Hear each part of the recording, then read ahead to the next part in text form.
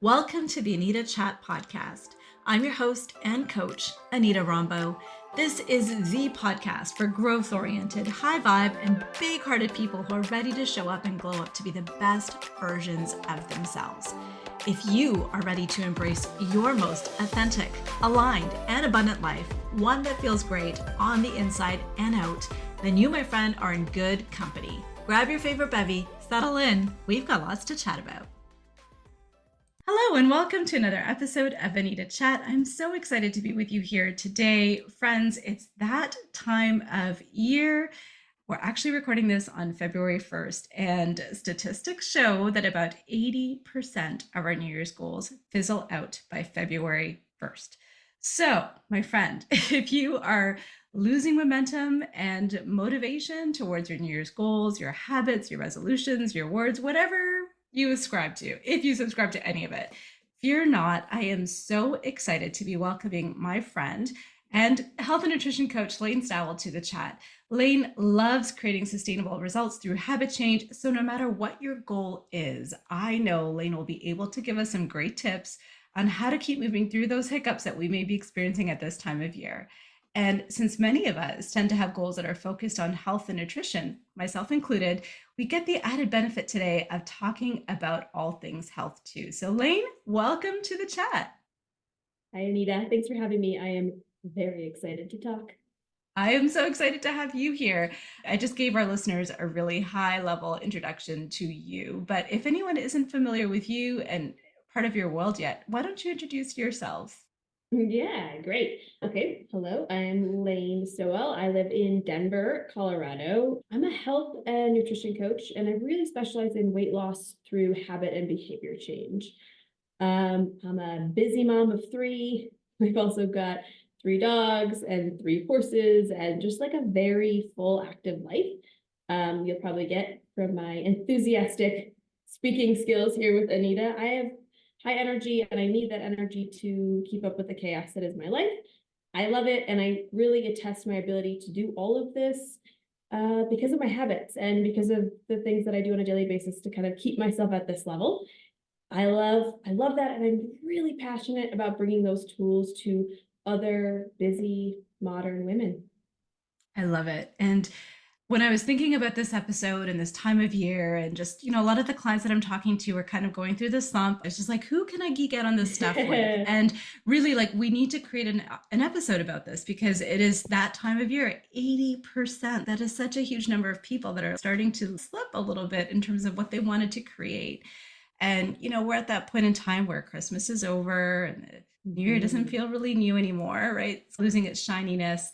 And being that working, busy mom and just doing all the things and needing all the energy, like there's so much I want to dive into with you, right? So I was like, we got to get Layne on. There's so much I want to get into with you. I don't even know where to start, to be honest. But maybe we can start at the top. So a lot of us have health and nutrition goals. And some of us, like myself included, carry the exact same ones year after year, right? Can we talk a little bit about what makes attaining health goals so tricky? Like, why? Yeah, absolutely. Absolutely. Well, first of all, like, good job for actually setting those goals, for being aware of how you want to improve your health, because that awareness is the first start. But like you said, 80% of people are already kind of falling off the wagon. I think the statistic is around 9% of people actually find success in their New Year's resolution. Did you say 9? Mhm. Oh, goodness. Okay. Well, we can't be that statistic, No, listeners. that's right. So in this bubble, in this amazing Anita bubble that she's created, let's figure out why that's happening so that come next year, you can be setting the next step goal and not the same goal. Yeah? I want you to feel successful. I want you to see growth. We're going to hit roadblocks. That happens. That's life.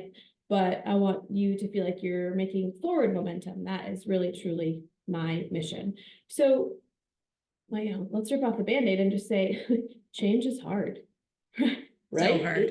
So hard. It's hard. It's really hard. So I'm asking you to change your habits, change your behaviors, change the way you've always maybe done something, and do that amidst work, kids, cold weather. Gets dark so early right now. Everyone's getting sick. And I'm like, hey, by the way, let's do something that's going to make you feel really uncomfortable. 1, 2, 3, go.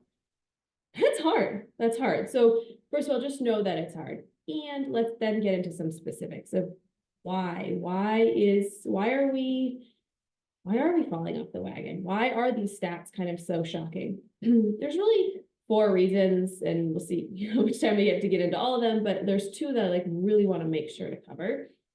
The first one is a lot of us are doing too much too fast. So when we're setting our goals of the new year, because I have a feeling I am sitting here with an ambitious crew of women. You know it. Am I You know right? it. Yeah, okay. Yes, myself included. We're doing too much. We're expecting too much of ourselves. For example, we're like, I'm going to cut out sugar. I'm going to cut out dairy. I'm going to start working out 5 days a week. We're going to go on weekly date nights, and I'm going to spend more time with my kids. Okay. So, sure, if you've already really close to cutting out sugar, maybe that might feel attainable. If you're eating sugar multiple times every single day, that in and of itself is a big ask. So doing too much too fast is a really big way to fall off the wagon. I totally hear you. I think less is more, and those small changes really do compound and get momentum over time, and you can use that to build. That's what I always tell my clients too. So I think we're talking the same language. I'm still reeling over that 9%, like that. Ugh, I don't know, that I've never heard that before, and it's really surprising to me. Um, so I'm just gonna think about myself, and you know when it comes to health goals, I feel like I set a new goal for myself this year, and that was around dry January. I've never done dry January before, and I've had some guests on the chat before that we've been talking about alcohol and sobriety and all that type of stuff. So just a lot of really powerful, thought provoking chats. And as I've been growing up, I've been also thinking about my own relationship with food and everything that I consume, in general, right? When it comes to people, relationships, information, all of it, right? Beverages. And so I decided I'm going to do dry January. I don't want to commit to a whole year and this is going to be like my new thing, because I feel like that to me would be a recipe for disaster for myself. But I just wanted to say, like, can I do it for 30 days? And how do I feel about that? And one of the things that I found, which made it really tricky for me, I mean, I did well, like I did it. And today Good is job. February 1st. February So I'm 1, like, you what do did I it. do today? I feel a little bit lost, right? We can talk Congratulations. about that in a bit. But was how much food and beverages and just all of that is part of our culture. Like it's part of our Mm. comfort mechanisms that we celebrate with it. Like we do, it's central to everything that we do. So when we're making that change, it's really not just one thing, it's impacting all of the things. Would you agree? Mm. Oh, it's so intertwined. It's so intertwined. And food is fun. Food is celebratory. Food is something we have. Um, our cravings are very cultural. They're very cultural based on how we use food and in what circumstances, right? Like if we were to be at birthday parties and we were serving broccoli, well, maybe we would all like see broccoli as this celebratory food, but we're serving cake, and cake now brings emotion and memory and nostalgia, and there's like so much involved with it.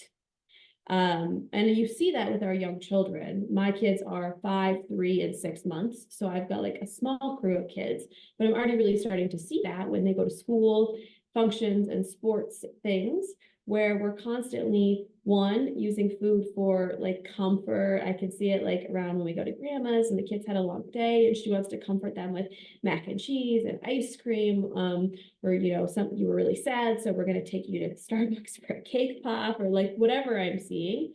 Or for celebration, it's a kid's birthday party. It's man, who knew there were so many celebrations until you put a kid in preschool, right? But we've got birthday parties, holiday parties, and we've got Valentine's Day parties coming up. We're constantly celebrating or rewarding with suckers and candy after athletic events.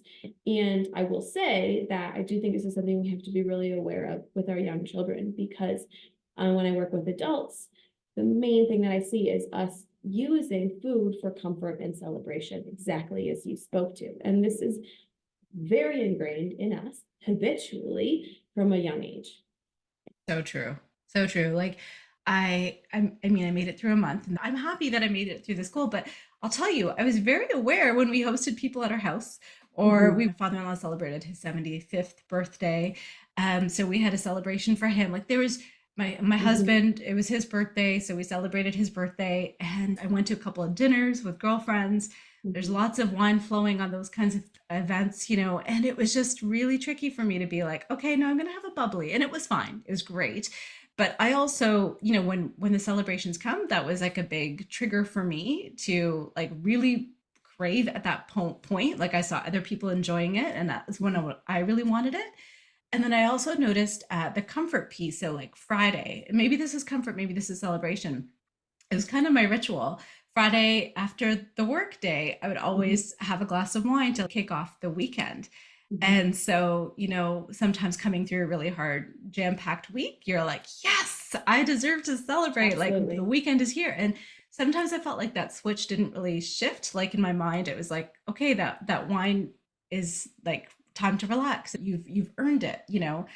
So there was something that was kind of missing for me there, like that connection. Like I needed to build in a different thing to attach that Oh, association with. so good. Oh, I have so many things I want to say. Yes, Say 100%. it. Oh, okay. Congratulations on what you did. First of all, we're so quick to be like, what's next? Or, yeah, but I could have done more. But no, if we want to ingrain this as a habit, if we want to, we change best by feeling good. It's so important to celebrate. So, so, so, so, so important to take a moment to pat ourselves on the back and say, like, oh, wait, can I swear? Of course. Yes. Holy shit, look what I just did. I am wonderful. It like we're so quick to just go to the next thing and to say, like, I could have done more, I could have done better. And it's not just because it feels good to celebrate. This is actually scientifically proven how we hardwire in these habits, how we hardwire in these new behaviors, how we create these new neural pathways is by telling ourselves that was good, because it's going to tell our brain to repeat that action again. Because when we eat cake, it feels good. When we drink alcohol, it feels good. So of course we're going to, in that moment, it feels good. So of course we're going to want to lean into that when we're looking for celebration or comfort or the end of the week, right?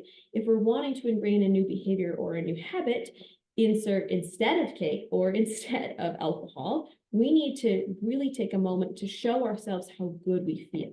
Because if we bypass that, we're not giving our brain the time to say, that did feel good. That actually felt better than the cake. That actually felt better than the alcohol did.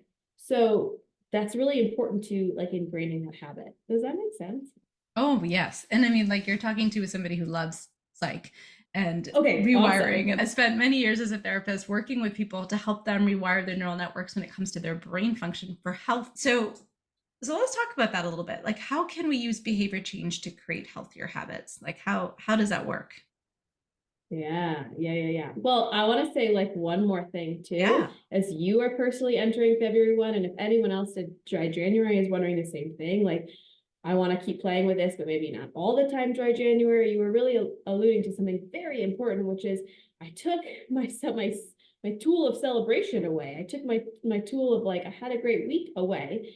And this is why another reason why we can kind of fail is if we just take away everything, what does that really leave us with? So we want to take out the alcohol for a bit, the habit that we feel like is no longer serving us at this time, but we want to replace it with something else because you still deserve to celebrate the end of the week. You still deserve to have something that triggers the feeling of reward and accomplishment and let down after a long week. So the question then I would pose is on the nights that you're going to sit in that discomfort, on the nights that you're going to choose to not drink, for the long-term benefits of it, what can you put in place of that that still gives you that same feeling? So when you drink, the question is, what is drinking giving you? What is it? What is the craving you're looking to fulfill? What is drinking giving you? Maybe Or I'll the ask you cake that. Or the or cake, or whatever it might be. um are you asking me or are you asking Sure. the Yeah. listener to think about that? Let's play along. How about both? Well, for me, it's just giving me the feeling of relaxation, Yeah. uh, of like a reward, as you said, Mhm. of being in good company, like kind of like a vacation, celebration, Mhm. right?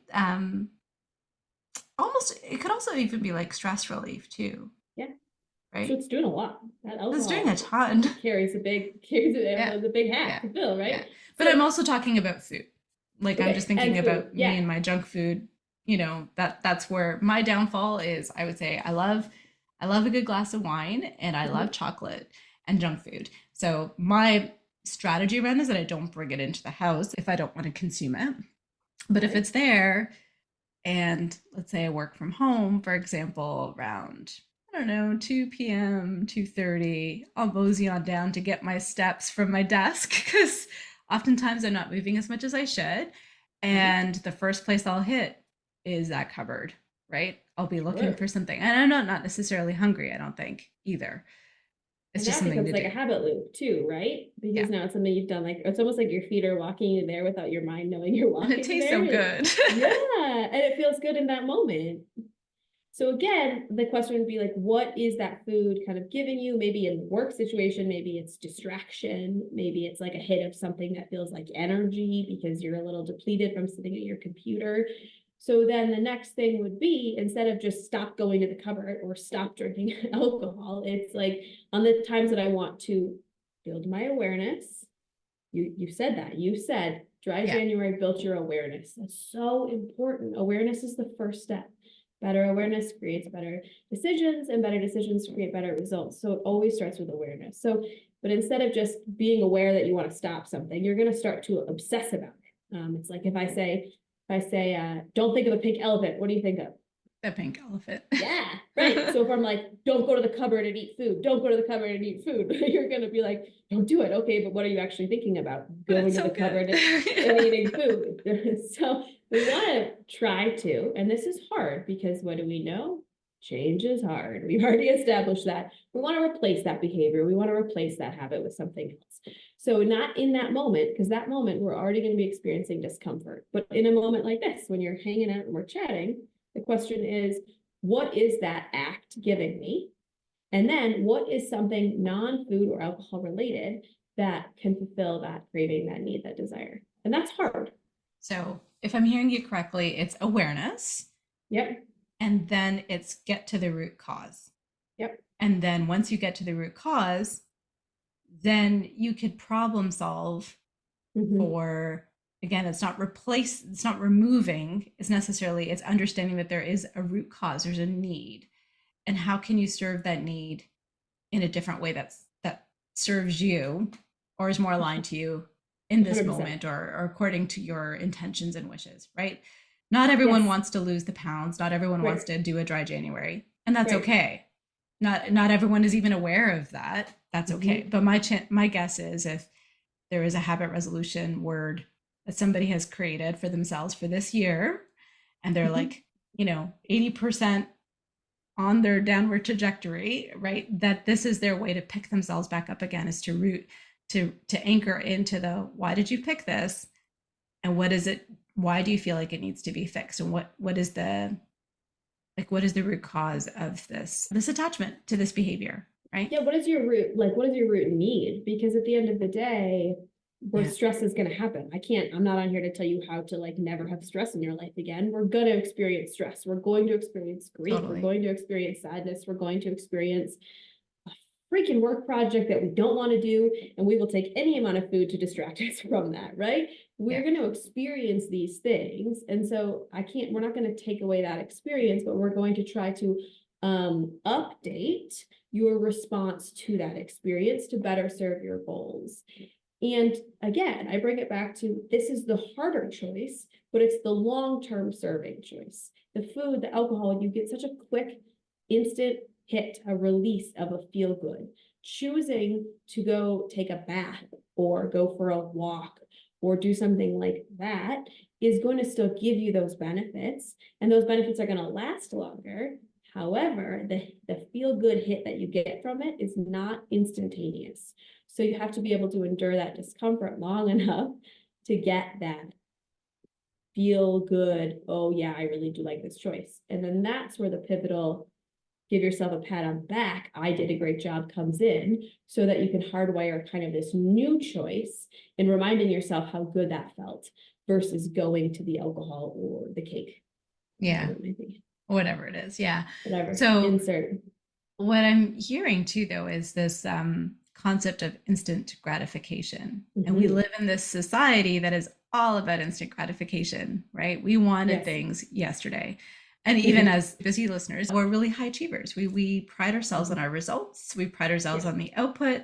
So if we're trying to lose weight, we wanted to drop those pounds.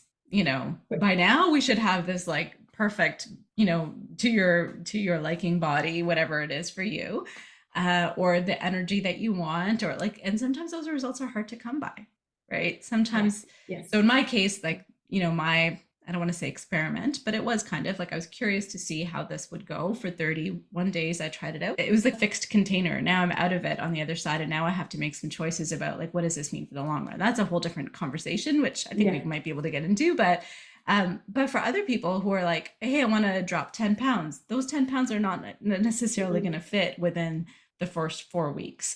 Yet so many of us are probably feeling discouraged because we're expecting results so quickly for whatever it is that we wanted to attain this year. We're not recognizing that it's the journey, not the destination. Right. And that we've got 12 months, and maybe the first 6 weeks or the first four to 6 weeks is things are still going to feel really clunky. We're still rewiring. We're still working with those like saboteurs and those limiting beliefs and the things that are wanting to coax us into the direction of our old habits. We're really in the thick of it right now, if you think about it. And this is probably why people want to drop off right about now, because it's just so hard when you're in the thick of it, right? Once you come out the other side and you're gradually rewiring for success, you're seeing results in your body. That's motivation to keep going. Yeah. Yeah. Okay, so much. Okay. So yeah, it's really hard to keep going when, say, we're only looking at, we'll just use weight loss for an example, the scale to create and produce the momentum and the motivation. It's a very dangerous spot to be in because the scale can be very stubborn. It cannot do what we want to do. And this is why it's extremely important. Or we can have little slip ups, say we're cutting out sugar and we like have a little bit more sugar than we want to. If we get too down on ourselves and we focus just on that, on the number on the scale, or on the fact that we had some sugar after lunch that we didn't love, we're going to really squash our momentum and our motivation. So this kind of brings me back to the beginning of the conversation of why is it that we're kind of losing our steam, losing our momentum? Why can't we stick to it? I think one of the number one reasons outside of doing too much too fast is we have to stop waiting to feel like it. We're waiting. The motivation is high at the beginning of the year. It like gives this like surcharge of motivation naturally. What else does? Mondays give this like kind of fresh start motivation. Like come Friday, we better believe, usually probably come Wednesday, we better believe that momentum is running dry, and we can't wait. We can't count on the momentum to be there. So we have to stop waiting to feel like it to take the action. One of my all-time favorite quotes that I talk with clients about all the time, and I truly, truly live by, is we need to act the way we want to feel. We have to stop letting our feelings dictate our actions. Sure, on Friday, I feel like having a cocktail. Sure, on Wednesday, after a really hard day of work, while also a kid home sick, I would like to sit and have those cookies that my mother-in-law brought by after the kids go down. But if we always allow our feelings to dictate our actions, we probably would never either show up for our workouts, right? Because what happens right before we work out? I don't feel like it. I don't want to. But what happens when we start working out? The hardest part is getting to the gym. Started. Yes, that's exactly right. Getting to the gym, getting started, getting in the movement. 5-10 minutes later, you're flowing. That's right. So it's really like important to just understand that you're not going to feel like it. So stop waiting to feel like it. That is true. I mean, you raise a really good point. I think change is a choice. So you chose, if you did, habits, resolutions, words, whatever, you're choosing an outcome that you want for yourself. You chose that. And you're also choosing every day to show up for it, or you're choosing every day not to. Yeah. Yes. And you can choose again, and you don't have to wait for a new year. Like you don't have to park your goal if it's flopped by now and say, okay, or a Monday, like, right? Change can happen at any point in time. It's your choice, right? You choose the life you want, you choose the outcomes that you want, and you choose to act in service of them or not? Every choice is an opportunity to try again. Every time. We don't have to wait till Monday. We don't have to wait till even the next day. We definitely don't have to wait till the next year or the next month. Every choice we make is an opportunity. And the really good news is, James Clear, he wrote Atomic Habits. Everybody loves him, right? Yeah, his concept is so beautiful, and so it's so relatable to health, where he says every choice you make is a vote for the person you want to become. Yeah. Yes, and the beautiful concept, guys, is that this is not, we don't have to have a unanimous vote. We just have to have the majority in order to achieve these goals. So it's the same thing with weight loss or attaining your health. I mean, sure, dry January is very cut and dry, like we are choosing not to drink, but mostly it's I want to become more aware and do less of this. I still might have cake. I'm going to have cake at my kid's first birthday. Absolutely. But like, do I want to have it on a random Wednesday for no reason? Probably not. So we just have to have the majority of the votes, the choices, leaning towards that person you want to become, and you are on your way.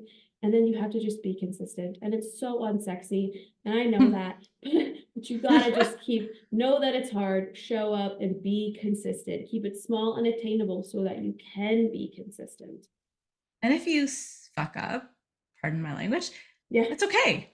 Right. Give yourself grace. We all do. Just get right back up there again, right? Like just choose again the next time, right? Whatever it is. So yeah, and bring the awareness to it. So often when we fuck up, right, or we make something, you're like, oh, I've done that before, and you'd be like, oh, hello, I see you. I am expecting you to come back into my life. It's not a one and done. I've decided I am no longer eating cake, so now I am forever no longer eating cake.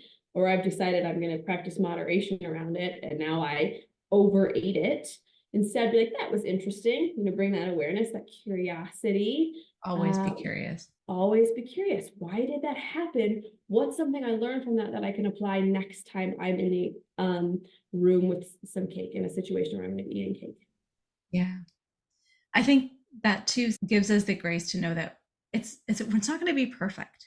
And if we're waiting for perfection, then we absolutely won't see any results, because we are going to make mistakes. That's just par for the course in whatever goal we have, right? Whether it's a health and weight loss goal, whether it's a professional goal, it doesn't matter, right? Whether it's a parenting goal, there's going to be good days and bad days. There's going to be days where we, just aren't at our best. And if we hold ourselves to this idea that we must do this and it must look this way, we have these high expectations of ourselves, we're only going to deflate ourselves, and it's not going to serve us to get to where we want to be. We're going to just check out before we come even close. Absolutely. Here's like a really great way to remember it. I want you to focus on being consistently good instead of inconsistently perfect. Ooh, consistently good instead of inconsistently perfect. I really love that. I might use that, Layne. Take it. Well, it's the same thing for business. And like you said, it's also relatable, right? It's all the same. It's the habit change is habit change, right? Like, and shameless plug for James Clear's book. It's a great book. Go get it. Atomic Habits. It's one of like my favorite books in the world. So we talked about this as like a really tough time of year statistically. What might be going through our brains right now is we're really in the thick of like trying to rewire, trying to go against kind of what's familiar and comfortable for us. And maybe we're not seeing the results of that yet. Maybe we're a little bit too hard on ourselves.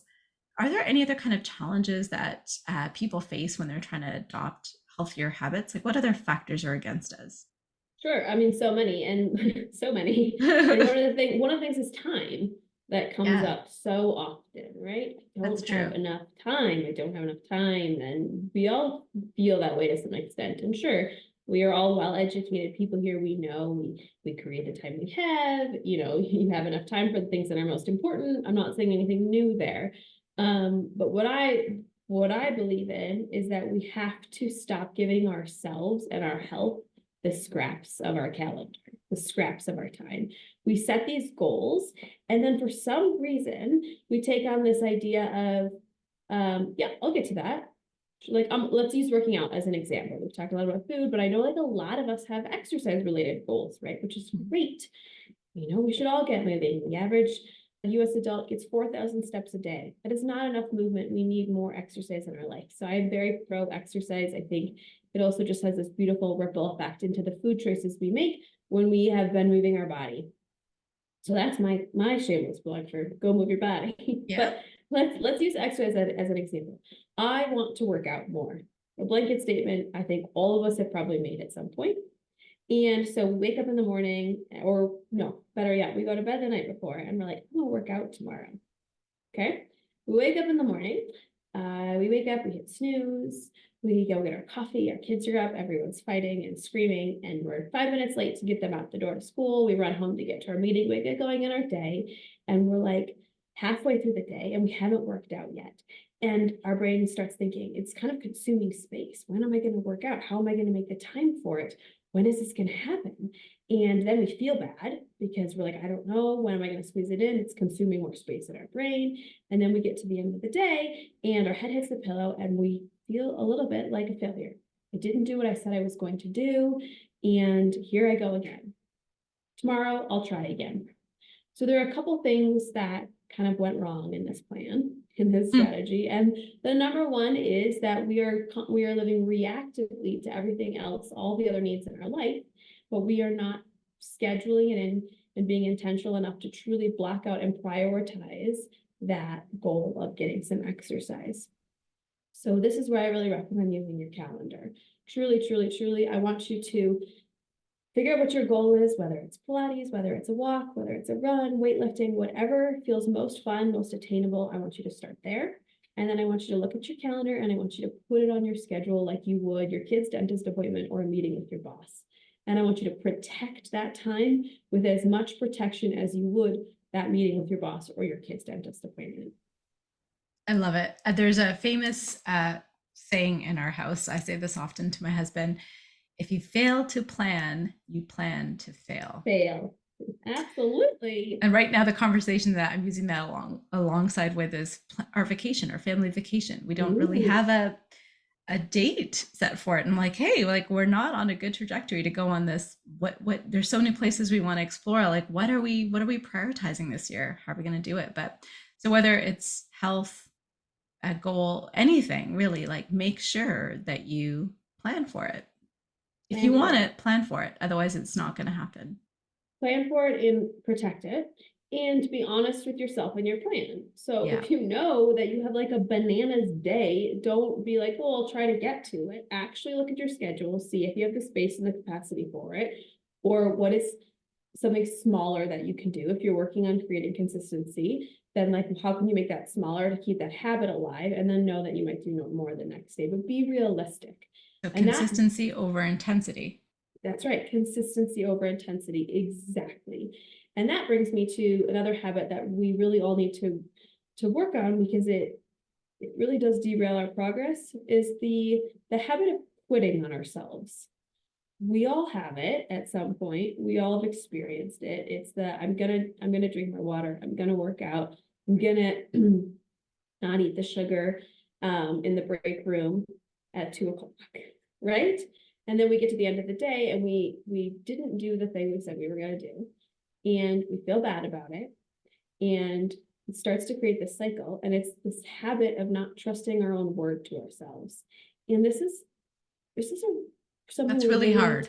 It's really hard. And it really creates a pattern of breaking promises to ourselves that can become really toxic. And I think if there's something that you truly work on, make the habit as small as possible, but then hold your word to yourself like you would to your child or to your friend. Would you ever make a coffee date with me and then not show up for it?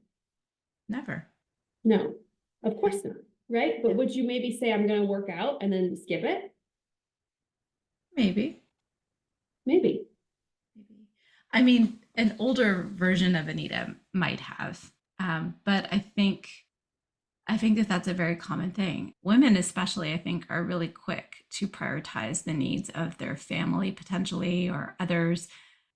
And I don't know if it's like an evolutionarily wired thing, right? As the nurturers, as to do that, but they often sacrifice themselves, their well-being, their goals, their dreams, their wishes. to support other people in theirs. So it's really about taking your power back and Yes. figuring out what's important to you and prioritizing and planning for that.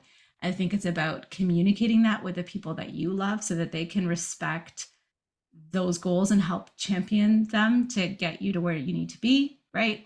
Yes. Um, if you say, I just need 15 minutes every morning so that I can, I don't know, do a quick hit workout on YouTube, and nobody bugs you for those 15 minutes, like that's such a gift that you can give to yourself. But you have to want it. And I think you also need to look for support, because the people that you love, I mean, you lovingly support them in Mhm. doing all the things. And I think this is a little bit of a mindset reframe too. This is very general and it's not necessarily applicable to everyone, but many of us are givers rather than receivers. So Mhm. we'll give our support, but we won't look to receive support. And then we make things unnecessarily difficult on us, and carrying that guilt of breaking a Mhm. promise to yourself and feeling like crap because you really wanted to do something, you didn't get it done, and then do like that It's cycle, like, terrible. ugh. And it ripples to other aspects of your life. We talked about how the positive effects of our habits ripple to other aspects of our life, but that negative toxic pattern, when it comes to just that one thing, that also ripples. What are you telling yourself? Like, what is that inner critic is going to have a field day with the fact that you didn't show up Huge. for something that was important to you, right? What does that say about you as a person, and blah blah blah, right? I can just hear the It's inner critic. huge. It's huge. And then you go to set your next goal, and there's part of you that's not even So jaded. believing. You're not even believing that you're going to follow through with it because, well, I didn't last week or I didn't last year. So, I'll try, but I'm not gonna, probably won't make it happen this time. And that's kind of the pattern that you really want to break. So what I'm hearing from you is awareness, root cause. What else might satisfy that root issue that Yep, your serves you desire. better, right? Like, Mm-hmm. how can you do that? Prioritizing small actions, consistency over intensity, making a plan, right? Anything Yes. else that's coming to mind? And then celebrating when you follow through. And even if it's the smallest thing, even if you do a 10-minute morning stretch and your goal is to be doing like an hour-long yoga practice in the morning, our brain is going to say, like, well, you're not there yet, right? But you carved out the time, you did it, you told your family, you said, leave me alone, I'm locking the door. You didn't hit snooze and you got up and you did the 10 minutes. You set the goal, you fell through, you go to bed that night, your head hits the pillow, you feel proud as heck of yourself. I don't care how small it is, because that is going to give you that hit of dopamine, as as we discussed, that's going to make you feel momentum and make you carry forward to create that consistency you desire. You reminded me of two other things that we touched on: patience and kindness. Yeah. Patience and kindness when it gets hard or when we stumble, and know that really the test is like we're gonna stumble and we're going to quote unquote fail or make choices that we feel aren't supportive of the person we're working to become. And the real test is like the next choice is the opportunity to make a new choice. So instead of getting down on yourself, getting kind of stuck in the muck in that feeling, it's like, what's the next best choice I can make? Giving yourself grace. And ultimately, then that was such a beautiful learning experience. So And the taking a test of, like, minute, how do you bounce back? How do you bounce back from it? Right? your resiliency, your Yeah. ability to stand back up and keep going. Yeah. I love it.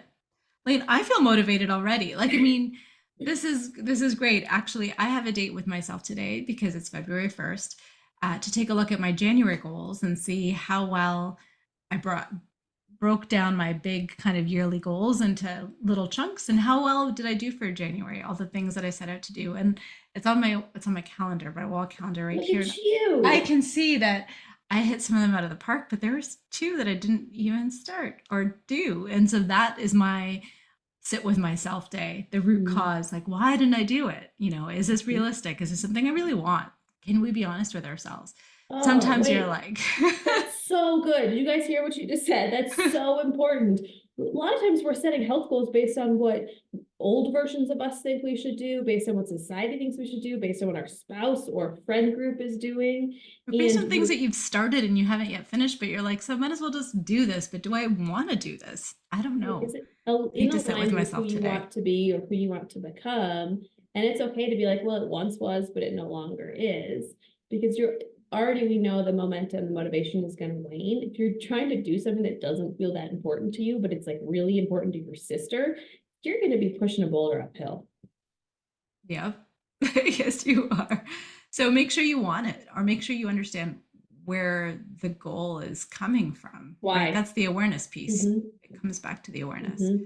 So yeah, so today as I reflect, I'm going to be like, did really well in those, pat on the back, and then didn't even start those. Why? Why haven't you started those? What can you do to show up and make things a bit better in terms I of can't wait to hear. how can I make a better choice?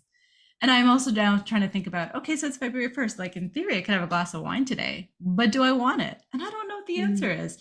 So I think where I've landed in full transparency, because I'm holding you as my accountability partner and all my listeners as an account, I know that I want a glass of wine for birthdays and anniversaries and on vacations, Christmas dinners, Thanksgiving, right? But I don't know if I need it on the Fridays anymore. And I'm not going to beat myself up over it if I do.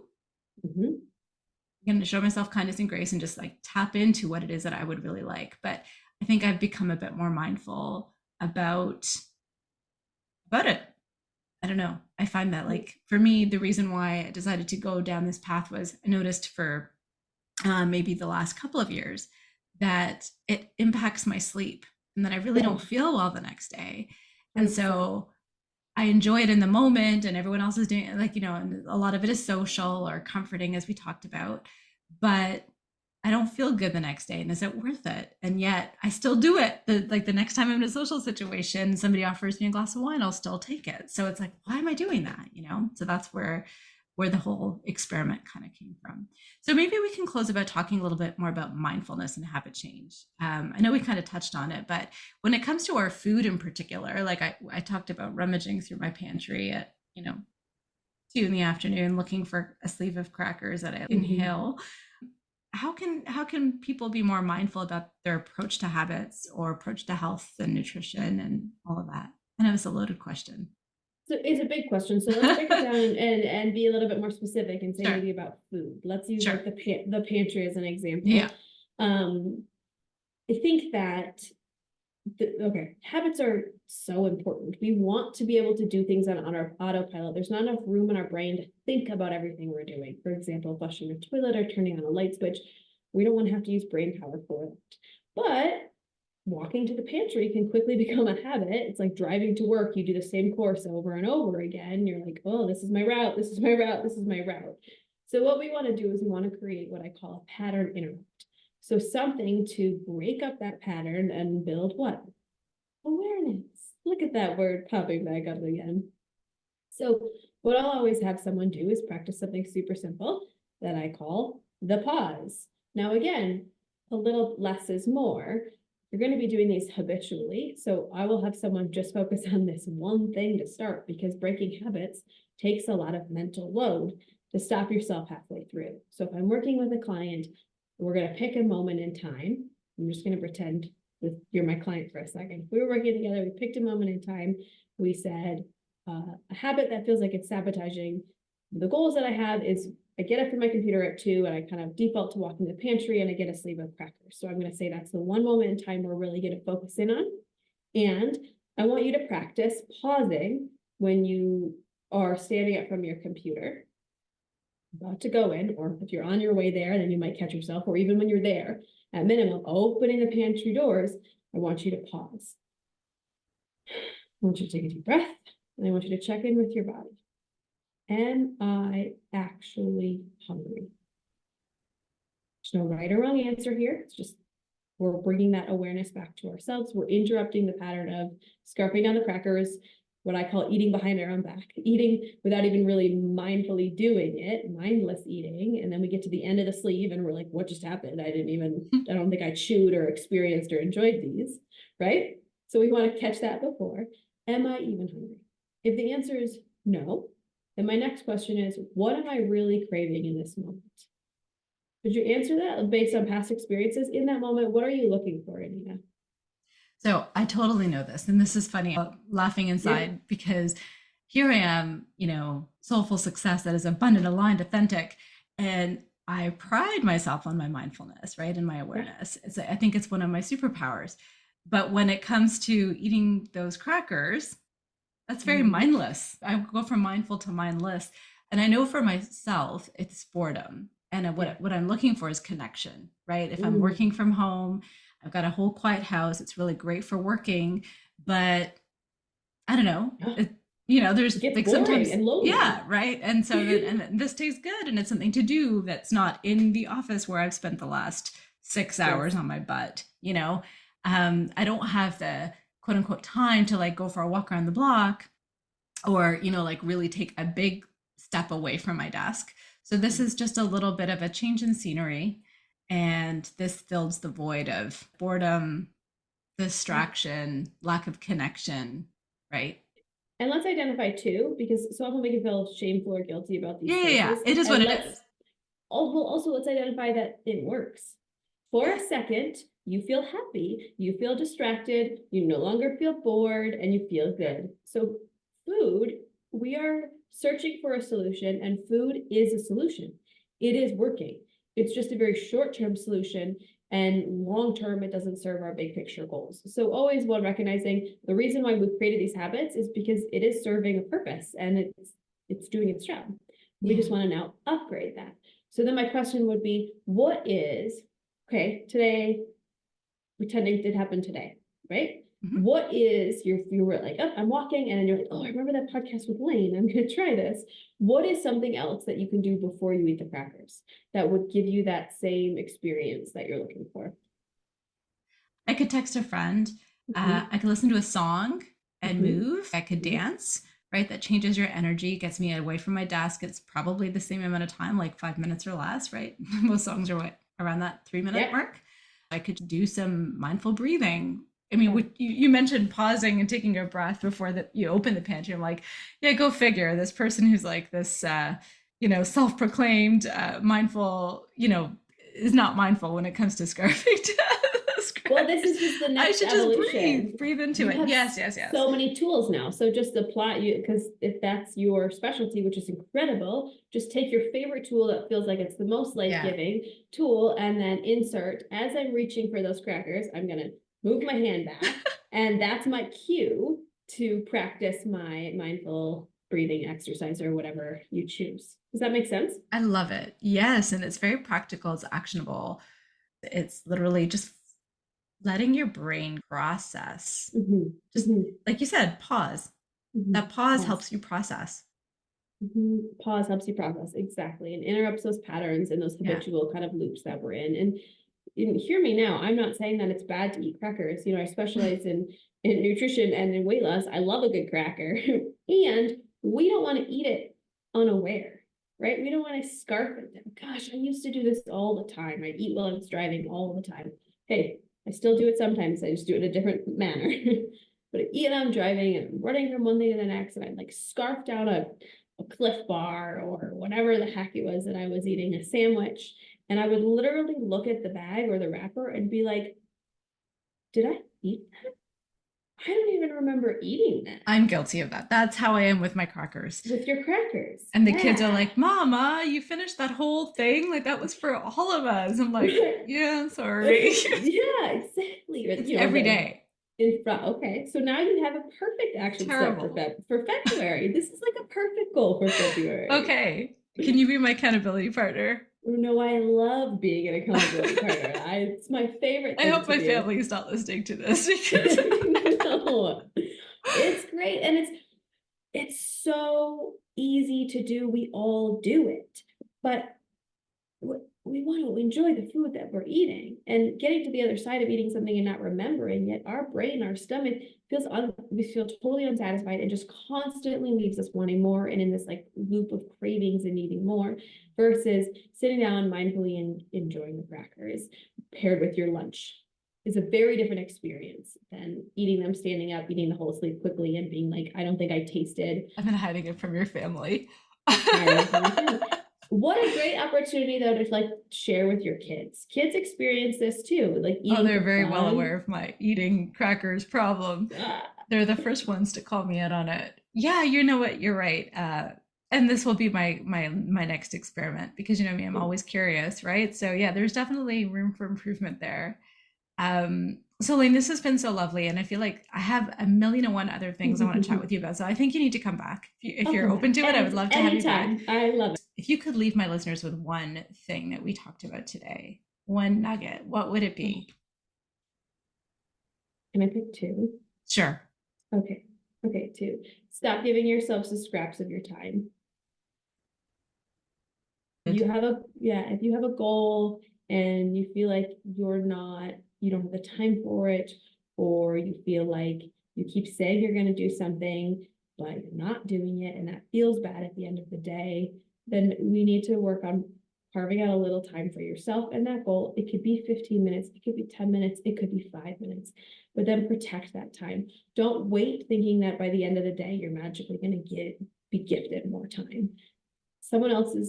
If we don't prioritize ourselves, someone else is going to consume and prioritize that time for us. Yeah. So don't give yourselves a scrap of the day. And then I would say second, don't wait around to feel like it. Act the way you want to feel. If you set a goal and you set the intention and you listen to this and you're fired up and you're committed, that's great. Run with that. And then also know that motivation after you listen to this, it's going to run out. Expect that comes. Step into this. I'm going to do it anyways. A little bit of this like warrior mindset, and act the way you want to feel, and know very quickly, just like the exercise example, that those feelings will catch up. We don't want to wait to feel like it to take action. I love it. Really great advice. And Layne, I know we're going to wrap up now, but is there a way that my listeners can stay plugged into your world? Is there any kind of things that you're working on that you want to share with us? Yeah, absolutely. We talked a lot about snacks and crackers. I have a great snacking guide. Maybe I can give it to you, Anita, Please. if anyone's interested. It's 32 craving crushing snacks that will actually keep you full and you can mindfully enjoy and swap out instead of your crackers. How's that sound? I love it. That's a fun, easy, free resource that I love to share with everybody, because at the end of the day, we all still love eating food. So let's make sure that we're doing it in a really fun and supportive way. Also, this is my passion. If you can't tell, I love talking about it. So I do take clients on, supporting them through weight loss and through habit change. And it's just my absolute joy. So I can give you my info. Yeah, please. And I'll include all of that in the episode description. You just reminded me that I also have a free guide that's quick dopamine hits and spiritual lifts. It's 10 ways to get yourself through a lack of motivation and lack of focus. So if you're feeling that dip that we were just talking about and how to counteract that through all of the things that we talked about today, that might be some easy ways to get yourself amped up again for those big goals. That's great. You guys, you could take one of those dopamine hits and replace that with the crackers. You pause, you move your hand away from the pantry. There we go. We solved. Take Anita's guide. You do a dopamine hit. You rewire, and you're on for the day. We're gonna be that 9%. We're gonna be that 9% that's successful. It's gonna be these two guides. I love it. Layne, thank you so very much. I really, really appreciate it, and I can't wait to have you back. And everybody else, thank you for tuning in, and I will see you next time.